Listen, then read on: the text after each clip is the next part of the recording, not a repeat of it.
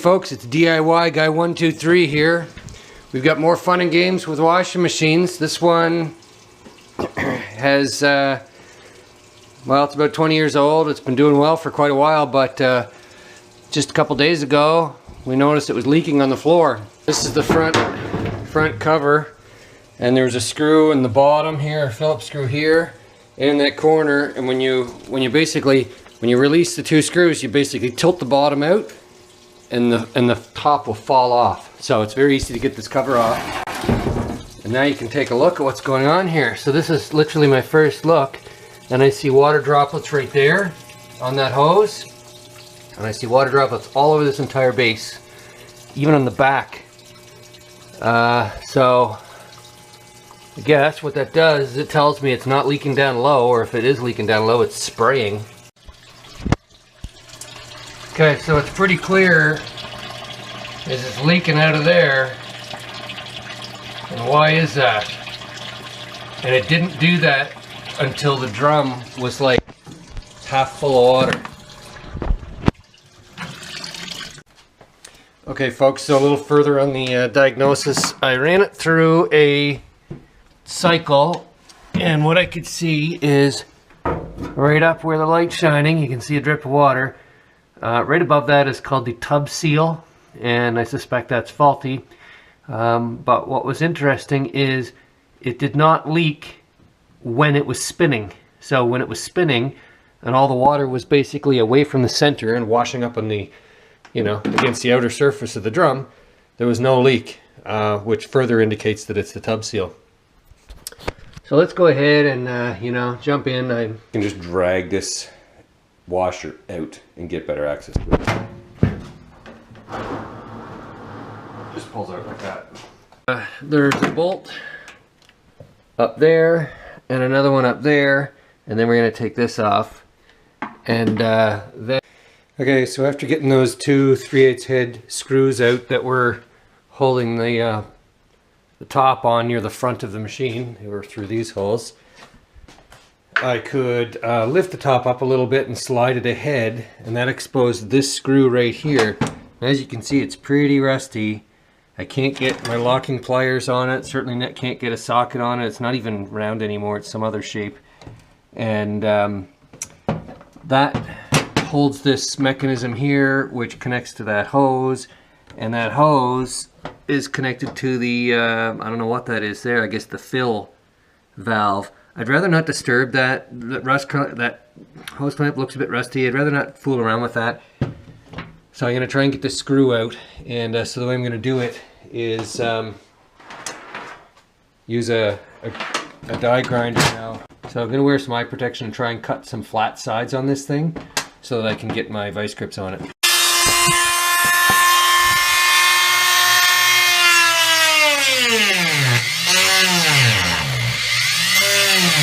Okay, so I grounded the opposite side flat, and I'm able to turn this, and that one goes back together. What's nice about doing it this way is I'm not disturbing that valve underneath. Hooray! All right. What I'm going to do is take this whole mechanism under here, this whole thing, lower it down, and hopefully get that guy out right there. So now I can take this whole lid out, set it aside. One thing I forgot to tell you, there's an electrical connector here that has to be unhooked before you, like when you lift the lid up and start to pull it out this way, you can get access to that. So you squeeze the two tabs on the side and it should come apart. Mine was not difficult to come apart. So here's that gizmo that I was trying to get out, and the screw is in there. So I'm just going to take that, drain any water out of it that wants to come out, I guess, and then just hang it over the side out of the way. So I know that there are these little tabs that you want to be very careful with. You don't break off. In fact, I'm going to put the phone down to just concentrate on releasing these tabs, getting this top cover off, and there's a seal under here, and if it leaks during the spin cycle, it's generally this seal. But that's not my situation here. So anyway, so I'm going to get this cover off, get it out of the way, and then I'll be... Okay, so what I noticed is in the spots where my drum is not rusted, just a gentle pry caused that to come out. But any of the spots that the drum was rusted, I had to really pry this quite a bit further. Just really take your time. If you break one of these, you're going to replace it, and if you can't find one, you got to replace the whole washer. So just take your time. I've got one sticky one in the back that I'm going to be getting off here. Now the other thing to note is the orientation too. Oh, and it says also don't overbend tabs. I'm just telling you what it's written there, and of course pay attention to that. You got to pay attention to the orientation. So there's this flat thing here. I don't know what it's for. I don't see anything that's marked front, but I'm going to remember that back part right there goes towards the back of the machine. In fact, I may actually get a permanent marker and mark front right here, just so there's a screw or a bolt or something right there that holds the agitator onto the shaft.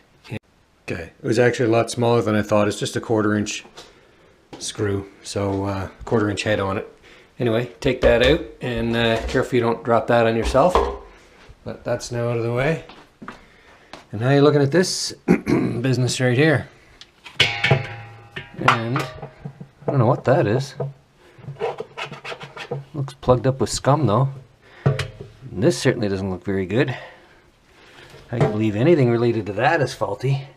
I think that might be a cover, actually. Still some grease on this thing, which is surprising. Okay, so there's a proper wrench for this called a spanner wrench, and I don't have one, and I looked them up on Amazon, and they're like 30 to 40 bucks, and how long is that going to take? And I know my local parts supplier guy would probably charge me way more than that. So I was tempted to make one. I thought I'm just going to go at it with a chisel and see if that helps, you know, free this thing up. And you can see I split it right there. It is turning, so I guess, you know, I guess that's good. But and it's left-hand thread, right? So it's clockwise to get it loose. Anyway, for me, I don't know how much that costs, but for me it's worth it to just get this apart. If the drum is rusted out and that's the problem, none of this is, like, the whole thing's junk, probably because it can't replace the drum. But if I can learn a little bit by taking this apart and figuring out, hey, really it is just that seal, that tub seal that I need to replace, then it will be worth it for me to have sacrificed that nut to get that learning for today. Anyway, I would recommend people getting the wrench if they don't want to break the nut. Okay, so to get that drum out, I'm not proud of it, but what I had to do was you know, this tub's it's on springs, right? So it'll move back and forth. I released the bolt from here. You can see it fell down inside. And anyway, I pulled the whole drum towards the front, like, quite a bit to get it to clear all this. So I'm gonna see if I can get this nut. This is a much more substantial nut than the previous one. I'm gonna see if I can get it off with the chisel. I'm not gonna wail on it too hard. I don't want to split it. And but I am heating this thing up with a heat gun to hopefully make it release. One thing that wasn't obvious is I tapped on this a few times and it didn't loosen up, and I realized there's a T20 Torx set screw right there. And so anyway, T20, so I loosened that up and then tapped it with the chisel, and away it goes, just like that. So, oh, by the way, I did not even need to lock the transmission. I've read that some people do need to, otherwise this will just spin the whole transmission. In my case, a few sudden taps were enough to keep it from spinning. But if you do need to lock your transmission, you gotta rotate it until you see this little hole right here, and stick a screwdriver in that hole, and either have a really long screwdriver that fetches up against this, or have someone hold it while you're tapping. My strong guess is this is the seal that's faulty, and I need to now get this whole drum out of here. Okay, so this hose clamp was so rusty, as you can see, I couldn't get a bite on it, so I ended up grinding or cutting it with my die grinder. So I was just very careful not to nick the rubber hose. Got that off of there, so that'll need to be replaced. Now, here's the thing. This whole tube right here is full of water. I chose to not take it off of the drum because the drum is steel and rusty, and if I disturb that, then, you know, I'm disturbing something that's not leaking now, but is rusty and potentially fragile. This is plastic, so I thought it would be best to remove it from here. When I pull that hose off, that hose is full of water right now, and it's possible that there's a fair amount of water that's going to feed back from... here goes nothing, I guess. Okay, not too terrible. There's only one screw, one bolt holding this drum together. They're 1/2-inch bolts. You need a deep socket to get them off. There's a rubber seal. It's not a seal so much, just a, I don't know what it is, what you call it, maybe a seal. Anyway, that thing was on top of here. Put a screwdriver underneath the bottom and kind of just released it. It was kind of stuck, but anyway, got it off. And then you're going to slide this off of this. And right between them there's a bunch of corrosion. So I've moved it up and down a few times. And then I put some soap, dish soap on it to just, you know, lube it and make it go easier. Yes! Remove this seal somehow. I'll figure out how to do that. And I think this is actually a sleeve right here that has to come off too, and I'd replace that too. Maybe that's the part that wears, and that when that wears, that causes your seal to go bad, perhaps. Anyway, I'll find out when I price everything up, but I suspect that's a bushing that has to be removed, replaced, and away we go. Okay, so here we are with our tub, and I took it in the bathtub and went over it with a brush to clean all the slime and guck out of there, because I want to really take a look, see if it's in bad shape. It's actually, given how old it is, like 20 years old, it's in decent shape, but there are a few spots with corrosion right there, underneath that bolt hole, underneath this spot right here, underneath that bolt hole. All along here is in fine shape, and so I think it is worth saving. What I'm going to do for these spots that have a little bit of corrosion, I'll hit them with the wire wheel just in a very isolated way, and then I'll put some enamel or something over them. I don't know what yet, but I've got time to figure that out. So now that this is clean, I can see that this is the inner, well, bushing, you might say, and then there's this rubber part, right? And then there's the drum. So this is the drum that I'm touching with my fingernail, that stays, and this rubber part and this part go out. So this whole thing is I think this bushing and this rubber seal all are an assembly. So we've got to get that out. Now there are a couple of ways to do it. You want to be very careful you don't put any stress on this drain right here, because there's a spigot that comes out and then the hose is there. But if I just tip this over and put the weight on it, you notice I'm being careful while I move this whole thing around. Not to put any strain on that or on this or on that outlet right there. But what we have to do is get this seal apparatus this way. It has to come up this way. So one way to do it is I'm going to tap on it and see if that'll go out. Now instead of just tapping on that, which may deform that and make it actually harder to remove,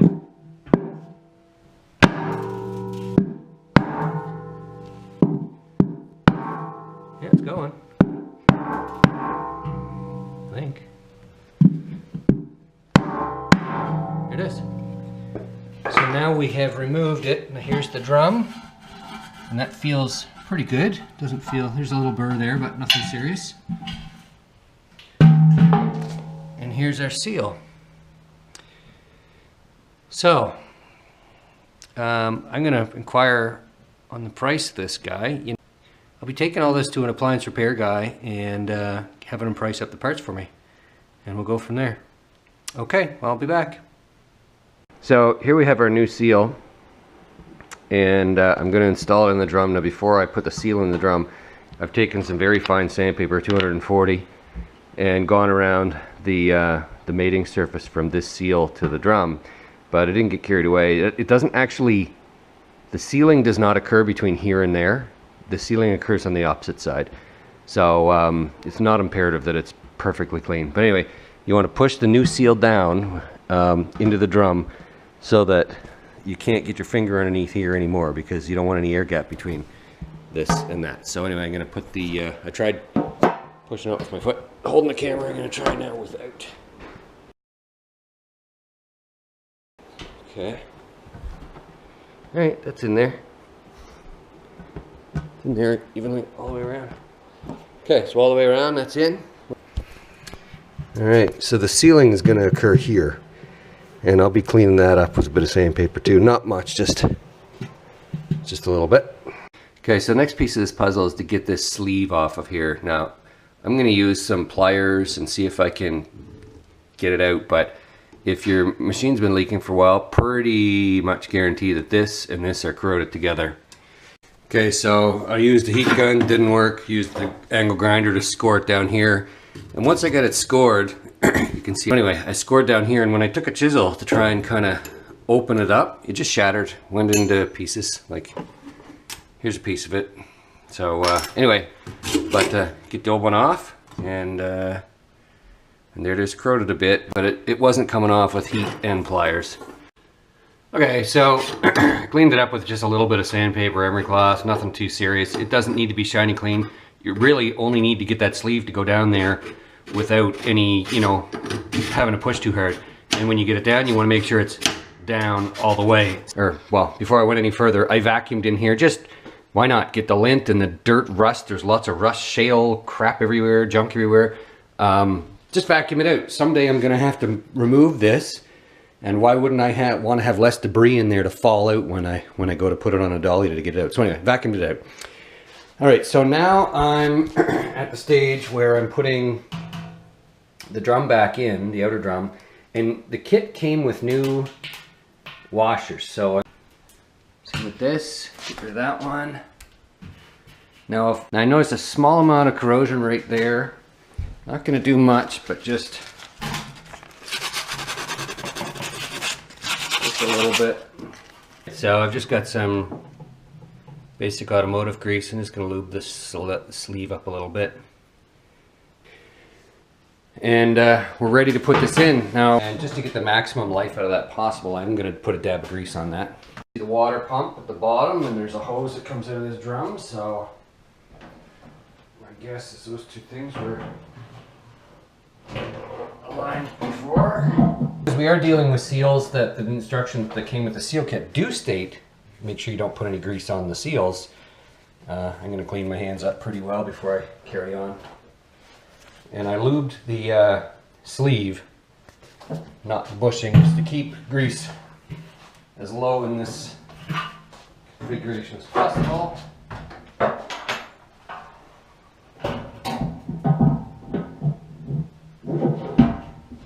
Okay. Next thing to do is put the bolts on the inside with washers and new washers on the outside, and you know, nuts and lock washers and so on here. So okay, so the tub's back in place. I'm about to bolt it together, but upon checking the bolts, they come with these rubber washers. The kit comes like this. Comes with 3 new lock washers, which you don't need because the old ones are never going to go bad because they're galvanized. And then it comes with these 3 little discs that I showed you moments ago peeling off. When I put it back together, I'm going to use a dab of Seal All on top of that rubber washer. Now, okay, so we're back. I just want to point out on this area right here, this is where that seal rides on the shaft. And so I ran my finger around there. There was some grease on it. I cleaned the grease off. Ran my finger around. I found a bit of a rough area. Not a lot, but just a little bit. So anyway, I took some very fine sandpaper, just went over it. It looks like the shaft has been painted or has some kind of epoxy on it or some type of paint anyway. And the seal, the old seal had worn through the paint, but there was a spot where kind of the interface where the paint was worn through, it was a bit rough. So I cleaned that up. Okay, so we've got this seal that has to be installed. Now, the surface that contacts the drum should be lubricated a little bit. I just used some laundry detergent, just a little bit of soap and spread it on there. Got that seal lubed up with a bit more soap. I'm hoping it just slides in place. Okay, I can still feel where my fingernail is, a gap, but the seal's down. It just can't go any further, so I'm sure that maybe this drum is sloped down there and that's why I feel a gap. I've read in several places and even on the instructions that came with the kit Make sure this surface is clean, doesn't have any soap, lubricant, dirt, grease, anything on there. So this must be the part that slides back and forth. Thing on the bottom of this.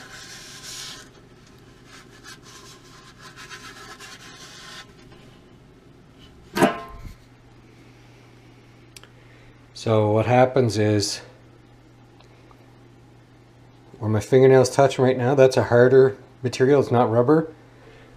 And that rides on top of this Teflon thing, and I think those two things are the seal. And it's this spring pressure right here that is, you know, what keeps water from leaking out. So we're gonna put this in place. Aft. Oh, that's okay, I guess. And remember, this is a reverse thread, so going that way I should hear it drop. Yeah, there. So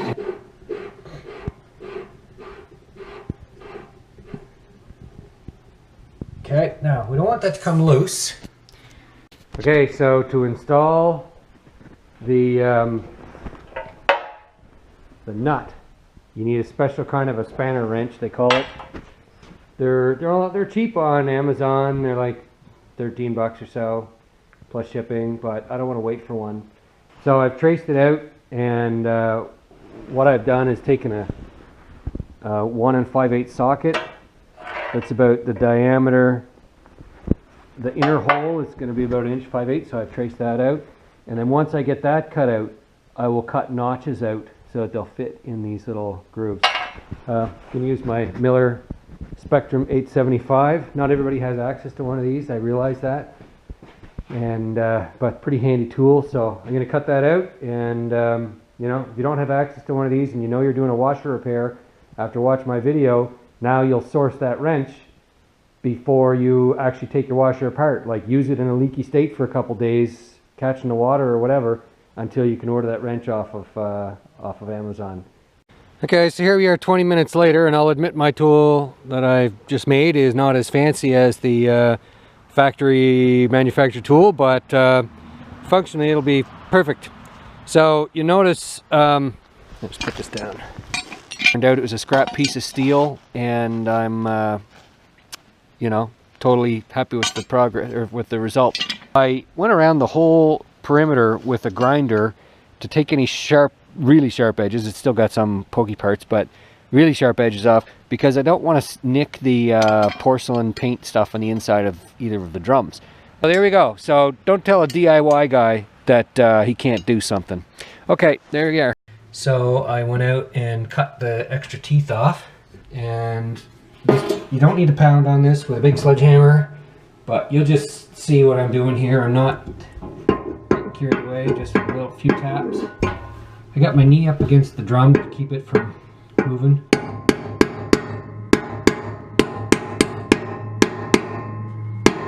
There, that's all I'm doing with that. Okay, so now that we've got that collar tightened down, we got to put the lock nut in. It's again, it is a T20, just like the one that came out. Now, I had to take that nut out to get my new wrench on there. But of course, now that things tightened on, this is tightened on, I will install the lock nut when I.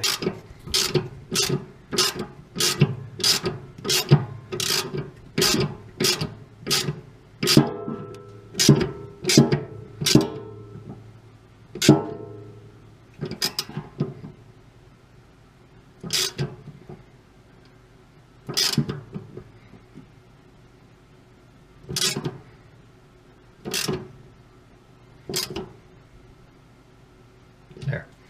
Okay, so that's on there. Next goes the spin basket. Okay, so I dropped the spin basket in place. Before I did, I noticed this little screen right here. I don't really understand what it's for, because you have holes all through this that allow water to drain. So I kind of not sure why that's there. Maybe that's there as some kind of an access port in case, I don't know, something.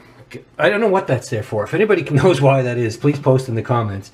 Another thing to note here, there's this heavy material around the outside, and I think that must be to kind of give this spinning basket some mass so that it doesn't slam side to side if you have an uneven, unbalanced laundry load. Okay, so we've got this in place. Next is to put the collar over the top of that. And next we install our new lock ring, and of course it goes in the reverse direction, right? Just like all left-hand stuff does. I'm just kind of moving this around to seat it a little bit, moving the spinning drum just a little bit so that it seats nicely. And we use our tool again. That's it. It's more than snug. So this is all done. Next is this guy right here. Okay, so there it is right there. It is 1/4 inch, so I'm going to drop it down on top of the splines. And there it is. Now with my 1/4 inch socket, I'm going to tighten this on. Snug, and then a 1/16 of a turn more, and that's it. Check. No, I cannot pull it up, so it's good. Okay, so I'm getting ready to put the top ring back on, and remember now, this seal needs to be in place. You don't want it kinked or wrinkled or anything like that. These little locking tabs do hold it in place, you can see, but just give it a check, make sure it's all aligned the way you want. And flip this over, and you remember when we took it apart, I commented that this was in the back, and then there was writing in the front, don't overbend the tabs, was in the front. So this should all be lined up nicely, and hey, what do you know, the tabs go over the indentation. Let's see if I can get this to snap everywhere.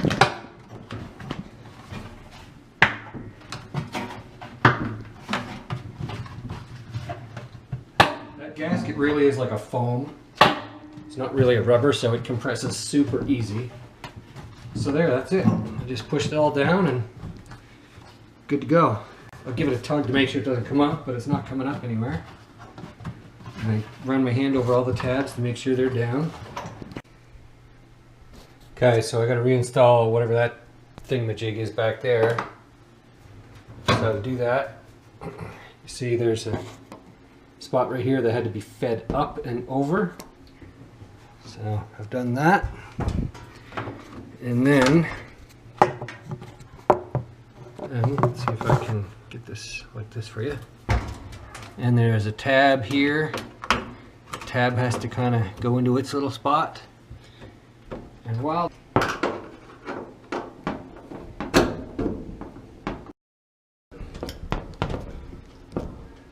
it'll do for the life of this thing. Okay, so I get that thing back on. Next, there's a wire harness back here. So let's see if I can do that with one hand. Oh, I did. I got it with one hand. Okay, and I know it was just hanging there when we started, yeah. So I think that's it. And there's a hose over here. A hose right here in this corner.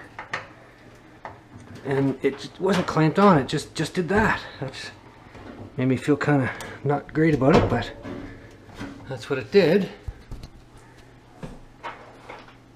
And then I had the bolt that goes up there, and I'm going to reinstall them, but I'll leave the front off. And I'll run the machine and see how well it behaves. Okay, so the only screws left are these two, which are used to hold the front cover on. So as far as I know, this machine should operate just fine the way it is. I'm going to push it in and turn on a cycle. Oh, I'll just show you how easy it is to push in, by the way. It just slides back in, and you'll feel it bottom out, and that's it. Okay, so here we are. This washing machine's been running for a while. And you look at the bottom of the drum. I know it's moving around a fair amount there, but dry, dry, dry. Dry under there. Before, what was happening was water was leaking out of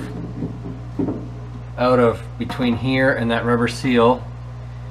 and it was dripping, so it was all over here. And then when the spin cycle would start, like you just saw, this rotating gray transmission would fling water everywhere. So I'm just looking around, I'm checking the hose fittings that I had, you know, dismantled, and I'm pleased with my DIY progress. And to the guy who told me that this repair was beyond me because I wasn't a certified repairman, in your face. Good luck with your do-it-yourself project. If you like my videos, please subscribe.